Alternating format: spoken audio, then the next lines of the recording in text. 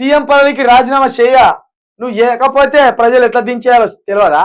గిట్లనే నీళ్లు కట్ అయితే, కరెంటు కట్ అయితే, ఆ రైతులకు చచ్చిపోతే, నేతన్నలు చచ్చిపోతే నువ్వు మొత్తం ఫెవికాల్ పెట్టుకొని కుర్చీకి అతుక్కున్నా కూడా ఆ కుర్చీని నిన్ను తీసి తెలంగాణ ప్రజలు బయట వారేస్తారు.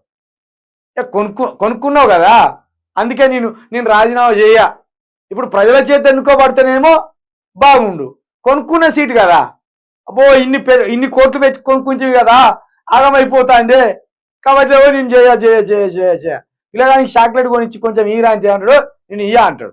గట్టిగా పిల్లగాని సత్రం చేస్తాను. చేయకు, ఎవరు చేయమంటాను? ప్రజలను నిన్ను తీసి బండకు కొడతారు. రుణమాఫీపై సీఎం రేవంత్ రెడ్డి డ్రామా, నెట్టింట వైరల్ అవుతున్న వీడియో. దేవుళ్ళపై ప్రమాణం చేస్తా, రాజీనామా చేయ అంటాడు.